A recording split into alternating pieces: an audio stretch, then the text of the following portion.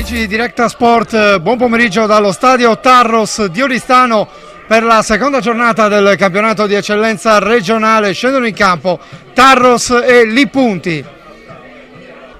Nel primo impegno giocato al Lipunti Stadium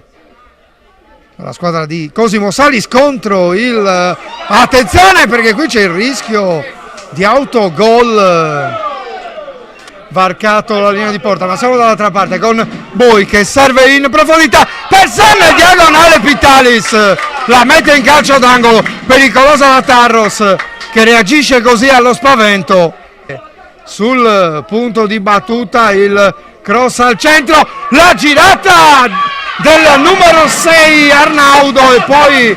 da pochi passi Calaresu non è riuscito a ribattere a rete. Panza, attenzione perché Castigliego riesce a mettere in movimento Spano, la posizione è regolare, Spano la mette al centro, dall'altra parte Troisi che la smorza per Castigliego, chiude la difesa della Tarros. Carboni a cercare Lonis, il dialogo con Lavalle, va via Lavalle, il tiro di Lavalle centrale para Pitalis.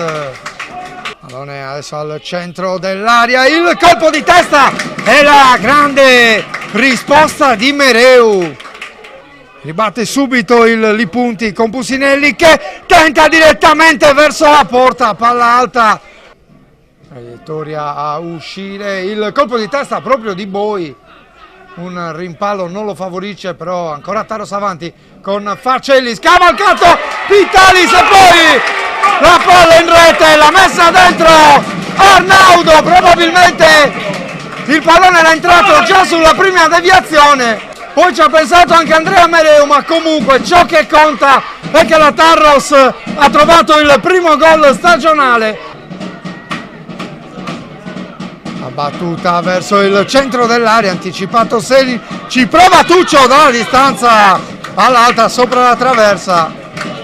Nei primi minuti è stata invece la Tarros, ma attenzione perché dobbiamo già seguire Andrea Sanni in mezzo all'area, Calaresu in mezzo, il colpo di tacco di Fabio Boi e la Tarros trova il 2-0 con il gol del suo capitano. Bella azione offensiva questa della squadra di Antonio Lai. Il pallone in campo ma servire involontariamente Calaresu, quindi Valle, si distende la Tarros, Valle per Calaresu, esce Pitalis che anticipa Calaresu. 1 contro 1 con Carboni, giocata all'indietro, Olmetto riesce a mettere il cross, chiude bene Boi, quindi Castigliego, è ancora buono l'attacco, Castigliego servito nuovamente, pensa al sinistro, la mette al centro, Mereu non riesce a liberare, ci riesce poi, si gira Beneraco, il cross di esterno a cercare Spano, qui posizione irregolare, Anza la mette lungolinea dove c'è però un giocatore del Lipunti, qui Pusinelli ha l'opportunità di battere dalla distanza, si distende Mereu con i pugni, recupera Olmetto, Olmetto la mette per Pusinelli, attenzione perché ha spazio, entra in area di rigore il numero 10, tenta la battuta, palla a lato oltre il primo palo con Perilli che gioca su Andrea Sanna, di prima intenzione per Valle, attenzione perché il pallone è buono a sinistra per Azzori, controlla bene Azzori, entra in area di rigore, Azzori va via un uomo, Azzori si presenta così Mannoni al suo primo intervento, Lilli ancora per il numero 15 che si libera di Spano, mette al centro per Andrea Sanna, stavolta va via Sanna, trattenuto vistosamente da Cocco, Piras dialoga con Calaresu, da Calaresu ancora per Piras che anticipa l'intervento di Mannoni ma non riesce su Mastina, ancora Tarros con Arnaudo, servito Azzori, da Azzori a Calaresu, posizione regolare, servito Sanna, Sanna con lo scavetto e arriva il gol del 3-0 realizzato da Andrea Sanna, la combinazione tra i due attaccanti della Tarros, il filtrante di Calaresu e Sanna tu per tu col portiere, si conferma bomber di razza e si avvicina alla sua prima vittoria in campionato, la sua prima stagionale. Intanto qui Spano messo giù e attenzione perché l'arbitro si avvicina ad ammonire il numero,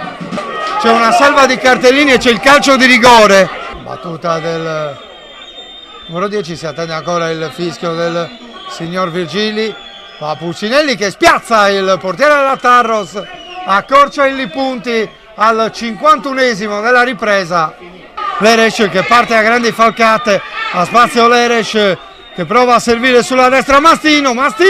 prova ad angolare il tiro, palla fuori, sembrava un po' in ritardo Cabassino, arriva adesso il triplice fischio del signor Virgili che mette fine alla contesa, continuano le proteste dei giocatori del Lipunti.